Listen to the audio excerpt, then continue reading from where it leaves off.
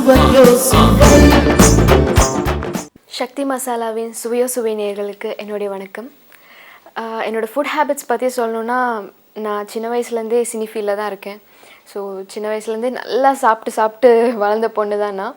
வீட்லேயும் நல்ல சாப்பாடு, ஷூட்டிங் ஸ்பாட்டுக்கு போனாலும் நல்ல சாப்பாடு, எங்கே போனாலும் சாப்பாட்டில் மட்டும் குறையே இருக்காது. அதுவும் எஸ்பெஷலி சின்ன வயசுலலாம் வந்து ஐஸ்கிரீம்ஸ், சாக்லேட்ஸ் எல்லாம் கொடுத்தா தான் நடிக்கிறதுக்கே ஸ்பாட்டுக்கு போவோம். அப்படி அப்பாவை போட்டு டார்ச்சர் பண்ணிகிட்ருப்பேன். ஸோ அப்போல்லாம் வந்து ஒரு ஃபுட்க்கு லிமிட்லாம் கிடையாது. தென் அதுக்கப்புறம் அழகி படம் பண்ண ஆரம்பித்ததுக்கப்புறம் I started going to gym. அதுக்கப்புறம் சாப்பிட்றது வந்து கொஞ்சம் கம்மி பண்ண ஆரம்பித்தேன். அண்ட் எப்படின்னா லைக் நிறைய ரைஸ் அந்த மாதிரி ஐட்டம்ஸ் எல்லாம் எடுத்துக்காமல் அதிகமாக லிக்விட் ஐட்டம்ஸ் லைக் ஜூஸஸ், டெய்லியும் கண்டிப்பாக வந்து ஏதாவது ஒரு 2 ஜூஸ், அதுக்கப்புறம் இளநீர் டெய்லியும் குடிப்பேன். அண்ட் அதே மாதிரி பட்டர் மில்க்கும் டெய்லியும் குடிப்பேன். ஸோ இந்த மாதிரி லிக்விட் ஐட்டம்ஸே நிறைய சாப்பிட்டு என்னோடய வயிறை நான் ஃபில் பண்ணிப்பேன். ஸோ அதிகமாக இந்த தயிர் சாதம், சாம்பார் சாதம், இந்த மாதிரி சாதமாக அதிகமாக சாப்பிட மாட்டேன். ஸோ பட் என்னாச்சுன்னா, ஸ்டார்டிங்கில் அழகி பண்ணுற டைம்லலாம் அந்த மாதிரி அதிகமாக டயட்டிங், அதாவது டயட்டிங்னு சொல்ல முடியாது, பட் ஆனால் நான் கொஞ்சம் ஸ்டார்டிங்கில் வந்து கொஞ்சம் அதிகமாக தான் பண்ணிகிட்டு இருந்தேன். ஏன்னா ஃபஸ்ட்டு அந்த பீரியட்லலாம் எனக்கு தெரியாது எப்படி சாப்பிட்ணும், இவ்வளோலாம் சாப்பிட்டா என்ன உடம்புக்கு ஆகிட போகுது அப்படின்ற ஒரு அசால்ட்லி வீட்டில் இத்தனைக்கும் சொல்லுவாங்க, இதெல்லாம் சாப்பிடக்கூடாது, நிறைய சாப்பிடுன்னு சொல்லுவாங்க. பட் நம்ம தான் எப்போவுமே அந்த ஏஜ்லலாம் அப்பா அம்மா சொல்கிறதே கேட்கவே மாட்டோம், அதுவும் சாப்பாடு விஷயத்தில். ஸோ அதனால் அதிகமாக லிக்விட் ஐட்டம்ஸே எடுத்துகிட்டு இருந்ததுனால உடம்பு ரொம்ப வீக் ஆகிடுச்சு. தென் டாக்டர்கிட்ட கூட்டிகிட்டு போனாங்க. பார்த்தா வந்து டாக்டர் சொல்கிறாங்க, இன்னும் நீங்கள் வந்து 2 months கழிச்சு கூட்டிகிட்டு வந்தீங்கன்னா உங்கள் பொண்ணு அனிமிக் ஆகிருப்பாங்க. பிகாஸ் ஏன்னா பிளட் எல்லாம் ரொம்ப கம்மியாகிடுச்சுன்னா, ஒன்றுமே சாப்பிடாம சுத்தமாக ரைஸே சாப்பிடாம வெறும் சப்பாத்தி, வெறும் லிக்விடே சாப்பிட்டுட்டு இருந்தா.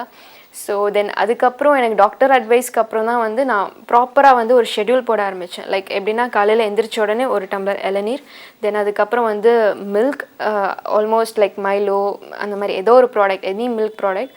ஸோ மில்க், தென் அதுக்கப்புறம் காலங்காத்தால் வந்து எனிதிங், இட்லி, தோசை, சட்னி, இந்த மாதிரி அந்த மாதிரி ஃபுட்ஸ் எல்லாம்.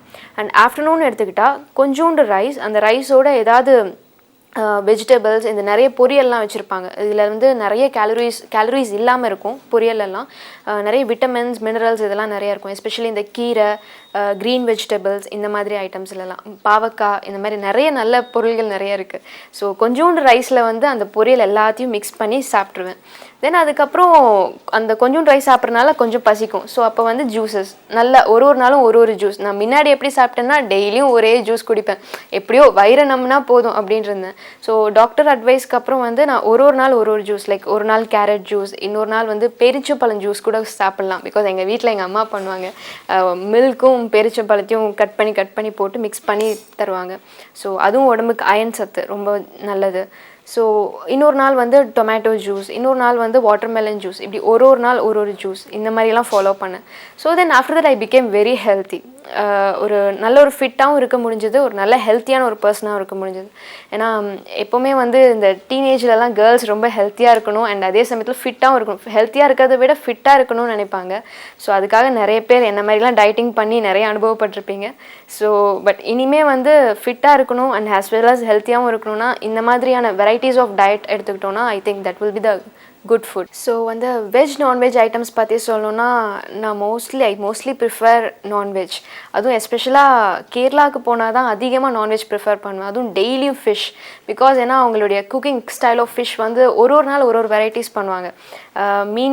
மீனில் வந்து நார்மலாக இங்கே இந்த நம்ம சென்னையிலலாம், தமிழ்நாட்டிலலாம் பார்த்திங்கன்னா மீனில் குழம்பு செய்வாங்க, மீன் வந்து ஃப்ரை பண்ணுவாங்க.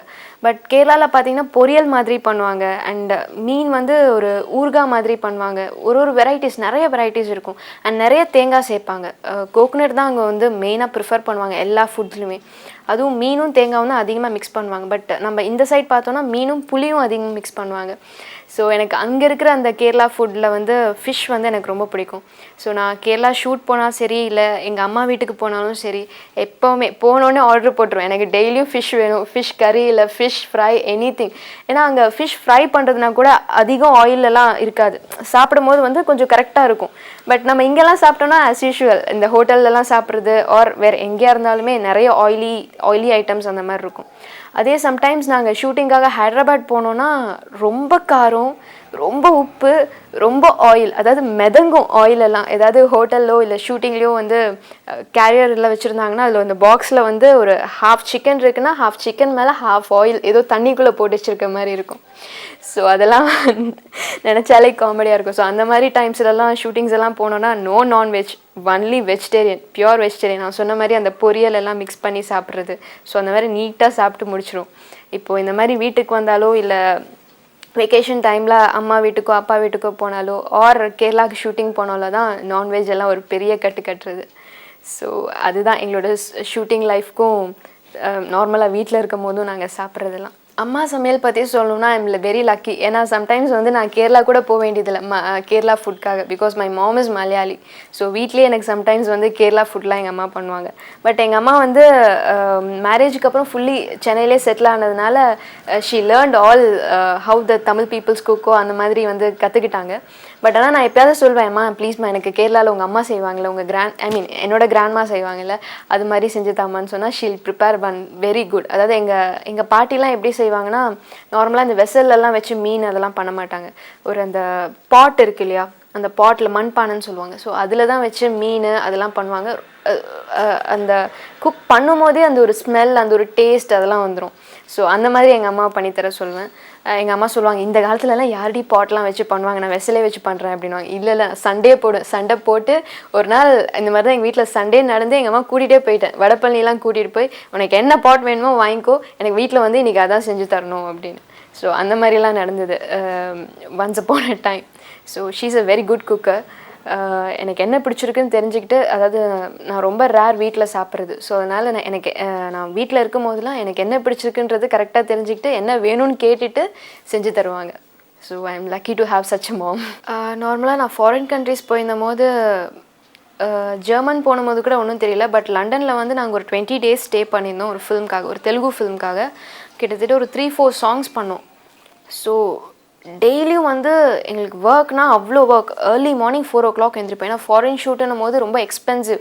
ஸோ நாங்கள் கடகடன்னு எங்கள் ஒர்க்கை முடிச்சுட்டு வரணும். அதுவும் சாங்ஸ், அதுவும் 20 daysல 4-5 songs ஃபினிஷ் பண்ணணுன்னா we should work hard. So early morning 4 o'clock எழுந்திரிச்சின்னா ஃபாரின் போயிட்டோன்னா லைட்ஸும் வந்து கிளைமேட் வந்து பார்த்திங்கன்னா ரொம்ப மாட்ரேட் கிளைமேட் தான் இருக்கும். லைட் கிடைக்கிறதே அபூர்வமாக இருக்கும். ஸோ அதனால் காலங்காத்தால் 4 மணிக்கு எழுந்திரிச்சு 4:30 4:45 ரெடி ஆகி மேக்கப் போட்டு ஹேர் ட்ரெஸ் பண்ணி காஸ்டியூம்ஸ் பண்ணி ஒரு 6-7 o'clock நாங்கள் வெளியில் வந்தோம்னா மார்னிங்லேருந்து எங்களுக்கு ஈவினிங் 6 வரைக்கும் பயங்கரம். அதுவும் தெலுங்கு சாங்ஸ்னால் உங்களுக்கே தெரியும், பயங்கர குத்து சாங்காக இருக்கும். ஸோ பயங்கரம் ஸ்வெட் அவுட் ஆகும், அந்தளவுக்கு நல்லா டான்ஸ் பண்ணுவோம். ஸோ அந்த மாதிரி டைம்லலாம் நல்லா பசிக்கும், நிறைய சாப்பிட்ணுன்னு தோணும். பட் எங்களுக்கு ஒன்றுமே கிடைக்காது. பிகாஸ் அது லண்டன். நாங்கள் நினைக்கிற ஃபுட்டோ இல்லை நாங்கள் வந்து சிட்டியில் இருந்தால் கூட will get some Indian food or anything sandwich, anything will get something to eat. நாங்கள் போகிறது ஏதோ ஒரு தீவுக்குள்ளே ஒரு லேக்குள்ளே எங்கெங்கேயோ போவோம் ஷூட் எடுக்கிறதுக்காக. ஒரு நல்ல நல்ல லொக்கேஷன்ஸ் எல்லாம் சர்ச் பண்ணிட்டு அங்கே போனால் அது பாம்பு பொரியலா இல்லை ஃப்ராக் பிரியாணியா என்னன்னே தெரியாது, என்னென்னமோலாம் போட்டு வச்சுருப்பாங்க. அண்ட் எங்களுக்கு வெஜ்ஜுன்னு சொல்லி தான் வந்து மீல்ஸ் கொண்டு வந்து தருவாங்க ஒரு பார்சலில். ஸோ நாங்கள் அதை ஓப்பன் பண்ணாலே ஒரு ஸ்மெல், யூனோ ஏதோ ஒரு நான்வெஜ் ஸ்மெல் மாதிரி. அங்கே நார்மலாக ஃபாரின் கண்ட்ரீஸில் பார்த்தீங்கன்னா நிறைய ஸ்டோரேஜ் ஃபுட் தான் அவங்க யூஸ் பண்ணுவாங்க. அது ரொம்ப நாள் எவ்வளோ நாள் ஸ்டோரேஜ் ஃபுட்டுன்றது நம்மளால் சொல்ல முடியாது. பட் எதுவாக இருந்தாலும் சரி, அது சிக்கனாக இருந்தாலும் சரி, வெஜ்ஜாக இருந்தாலும் சரி, நான்வெஜ்ஜாக இருந்தாலும் சரி, மோஸ்ட்லி ஸ்டோரேஜ் ஃபுட் தான். ஸோ அது வெஜ்ஜை ஓப்பன் பண்ணால் கூட ஒரு பேட் ஸ்மெல், அதாவது ஏதோ ஒரு நான்வெஜ் ஸ்மெல் மாதிரி. அதுவும் அவங்க குக் பண்ணுற ஆயிலோட ஸ்மெல்லெல்லாம் வேறு மாதிரி இருக்கும். ஸோ சுத்தமாக செட் ஆகலை. நான் லண்டன் போய் என்னால் மறக்க முடியாத ஒரு எக்ஸ்பீரியன்ஸ். அந்த 5 songs பண்ணி முடிச்சுட்டு நான் வீட்டுக்கு வரும்போது, நானும் எங்கள் அம்மாவை தான் போனோம். வீட்டுக்கு வரும்போது எங்கள் அப்பா வந்து ஏர்போர்ட்டில் நின்று என்னை தேடிட்டு இருக்காரு. Because I became very slim. ரொம்ப ஸ்டிக் மாதிரி ஆகிட்டேன். ஒன்றுமே சாப்பிட்றது இல்லை. காலையில் ஏதோ வாட்டர் குடிப்பேன், வெறும் வாட்டர் குடிச்சு தான் என் வயிறு நம்பினேன். மற்றபடி வேறு ஏதாவது ஃப்ரூட்ஸ், கேரட் அந்த மாதிரி ரா மெட்டீரியல்ஸ் எல்லாம், ரா வெஜிடபிள்ஸ் எல்லாம் எடுத்து சாப்பிட்டுட்டு இருந்தோம். ஸோ மற்றபடி ஒன்றுமே கிடைக்கல. ஸோ எங்கள் அப்பா ஏர்போர்ட்டில் என்ன தேடிட்டு இருக்காரு. நான் வந்து எங்கள் அப்பாவை கூப்பிட்டு, டேட் நான் தான் மோனிகா, எனக்கு தெரியலையா அப்படின்லாம் கேட்டிருக்கேன். So that was the bad experience which happen in London. மற்றபடி எனக்கு ஜெர்மன், மற்ற கண்ட்ரி சிங்கப்பூர்லாம் போகும்போது ஆப்வியஸ்லி அங்கே சிங்கப்பூரில் நிறைய தமிழ் பீப்புள்ஸ் எல்லாம் இருக்கிறதுனால எனக்கு ஆப்வியஸ்லி இங்கே கிடைக்கிற dosa, idli, all kind of juices, vegetarians, நான்வெஜ்ஜஸ்லாம் கூட ப்ரிஃபர் பண்ணது பெஸ்ட்டாக இருந்தது. பட் லண்டனில் தான் நான் போய் இந்த மாதிரி சஃபர் பண்ணது. ஸோ நீங்களும் வந்து ஹெல்த் மெயின்டைன் பண்ணுறேன்றதுக்கு ரொம்ப ஸ்லிம்மாக ஹெல்த்தை மெயின்டைன் பண்ணுறேன்றதுக்காக ரொம்ப டயட்டிங்லாம் இருக்காதீங்க. என்னென்ன சாப்பிட்ணுமோ எந்தெந்த வயசில் என்னென்ன சாப்பிட்ணுமோ அதை கண்டிப்பாக சாப்பிட்டே தான் ஆகணும். ஏன்னா நம்ம இப்போ சாப்பிட்றது தான் வந்து பின்னாடி வந்து ஹெல்ப்ஃபுல்லாக இருக்கும்னு சொல்லுவாங்க. கொஞ்சம் ஒரு 30-35 வயசு தாண்டிட்டா இப்போ நம்ம சாப்பிட்றது தான் அங்கே நிற்கும் அப்படின்வாங்க. அப்படிலாம் பாட்டி சொல்லுவாங்க. அப்படி தான், அதை தான் நான் காப்பி பண்ணுறேன். ஸோ எல்லோரும் சாப்பிட்ற விஷயத்தில் நல்லா சாப்பிடுங்க. பட் எதை சாப்பிட்ணுமோ அது கொஞ்சம் அளவாக சாப்பிடுங்க. நல்ல விஷயங்களை நிறைய சாப்பிடுங்க. சாப்பிடக்கூடாத கொஞ்சம் அளவாக சாப்பிடுங்க. Thanks a lot. பாய்.